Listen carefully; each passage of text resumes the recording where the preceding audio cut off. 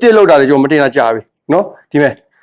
ပေါင်ဆိုရင်လုံးဝဓာမျိုး heavy ကိုကျွန်တော်ကထည့်ပေးတာ heavy ထည့်ပေးတာ heavy တွေဒီလို heavy ကတော့ heavy ဈေးတက်ရှိတယ်နော်ကျွန်တော်ပုံမှန်ဈေးထက်တော့နည်းနည်းများတယ်ဘာဖြစ်လို့ဆိုတော့စိတ်အသားနဲ့အသားချင်းတော့မတူဘူးပေါ့ဗျာနော်နောက်ပြီးနောက်တစ်ခုပြပေးမယ်ကျွန်တော်ပေါင်က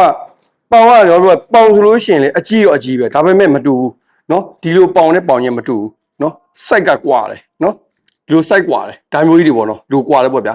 နော်စိုက်ကတော့ကွာတယ်ဒါကြောင့်မလို့ဈေးလဲကွာတယ်နော်ဘယ်လောက်ထည့်ရတယ်ဘယ်လောက်သားထည့်ရတယ်လို့မပြောကျွန်တော်တို့ကတစ်ချက်သားနှစ်ချက်သားမထည့်ဘူးလုံးဝစားသုံးလူလုံးဝတန်အောင်ပဲရောက်မိတာကျွန်တော်တို့အမြဲစွန်းတစ်ခုကိုကြည့်ပြီးမှကျွန်တော်ရောက်မပေးဘူးနော်ကဲကျွန်တော်ထဲမှာအပလာလူတွေအရင်များတယ်အပလာလူတွေဘေးကိုရှောင်နေလိုက်နော်တကယ်ဒီမဲ့တကယ်လိုရတဲ့ခါကျလို့ရှိရင်တော့တကယ်လိုရတဲ့ခါကျရင်မှားလို့ရပါတယ်နော်ကျွန်တော်ရဲ့ TikTok လေးတွေဆိုလို့ရှိရင်လည်းဘောတို့က follow လို့အသေးလေးပေးတာပါနော်ပေးကြည့်ရပါခင်ဗျာဒါမြင့်တက်ရက်ခံပါလားနော်ဘာလို့ကျွန်တော်တို့လည်းဒီတက်တဲ့ပညာလေးနဲ့ပေါ့ဗျာနော်ဒါကတော့ကျွန်တော်တို့ကဟိုကိုယ်တိုင်လုံးတဲ့အခါကျလို့ရှိရင်ကဲကျွန်တော်မပြောနဲ့ကျွန်တော်တို့မျိုးတွေပဲကြည့်မျိုးတွေဆိုလို့ရှိရင်လည်းလုံးဝဖြူဝင်းရပါဒါကိုယ်တိုင်ကျွန်တော်တို့ကိုယ်တိုင်လုပ်တာကိုယ်တိုင်ပဲလုပ်တယ်ကျွန်တော်ဝန်ထမ်းမရှိပါဘူးဝန်ထမ်းမရှိတဲ့အခါကျကိုယ်တိုင်ပဲလုပ်တယ်ကိုယ်တိုင်ပဲ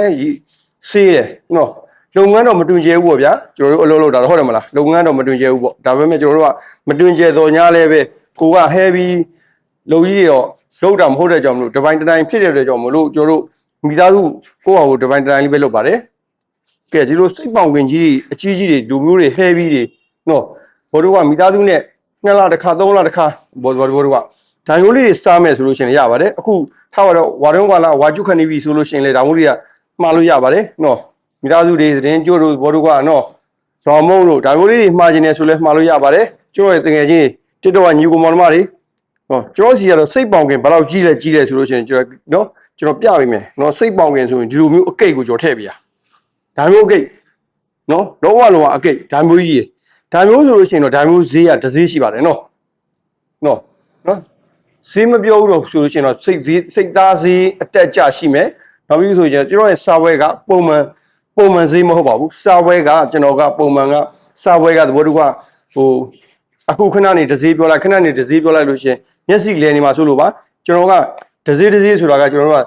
အသားအတက်ကြပေါ်မှာဒီဘောတို့ကကျွန်တော်တို့ဒီပေါင်ရဲ့ဝိတ်တန်းတစ်ခုပေါ်မှာကြည့်ပြီးမှကျွန်တော်တို့ရောင်းတာဖြစ်ပါတယ်နော်ဈေးကတော့အမှန်မဟုတ်ပါဘူးဈေးကတော့အပြောင်းလဲလေးရှိပါတယ်ဒါကြောင့်မလို့ကျွန်တော်ဈေးထည့်မပြောတာပါခင်ဗျာနော်ကျွန်တော်တို့ရောင်းတဲ့ဘန်းတွေကဘတို့ကဟို100တန်ရှိမယ်200တန်ရှိမယ်150ရှိမယ်ဒီလိုပေါ့ဗျာ300တန်ရှိမယ်900တန်ရှိမယ်ဒီလိုလေးတွေပေါ့အဲ့ဒါကြောင့်မလို့ကျွန်တော်တို့ဈေးကထည့်ပြီးတော့မှမပြောတာပါခင်ဗျာဘာဖြစ်လို့ရှိရင်စိတ်သားဈေးကလည်းအရန်တက်ပါတယ်တက်တဲ့ခါကြောင့်မလို့ကျွန်တော်တို့ကလည်းဈေးတက်တဲ့ခါကျတော့ကျွန်တော်တို့ကလည်းတက်တဲ့အလျောက်ပေါ့ကြရင်လည်းကြတယ်လျောက်ပေါ့စိတ်သားတော့ဟိုလောသေးရတော့ဈေးကကြကိန်းမရှိဘူးတက်ကိန်းပဲရှိတယ်တက်ပဲတက်တာနော်ဒါပေမဲ့ကျွန်တော်ကိုင်းနေအသားတယ်လုံးဝ share ပဲကိုင်းတာနော်မ share ရင်မကိုင်းဘူးကောင်းမှပဲကိုင်းတာနော်တိတော့ညီကိုတွေဘိုးတို့ကကျွန်တော်တို့ကူညီတော့အဖြစ်အသေးလေးတွေပေး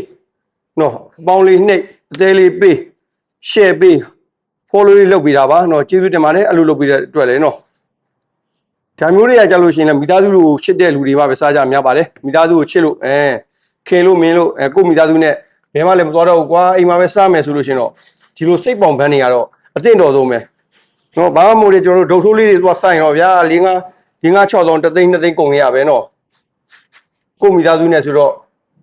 ဘာမှစကားမများတော့ဘူးကောင်းမွန်အေးဆေးနဲ့စားရတာပေါ့ဗျာနော်တော်ညီကိုလေးကဲကျွန်တော်ဆိုင်မှာဒါမျိုးလေးတွေမှားခြင်းနေဆိုရင်ကျွန်တော်ရဲ့ဆိုင်ကမန္တလေးမြို့80တလန်313နေကြဖုန်းနံပါတ်က91045နေရ2000ခွဲ9395ဖုန်းများကိုလည်းကြိုတင်မှာလို့ရပါတယ်ခင်ဗျာအားလုံးကျေးဇူးတင်ပါတယ်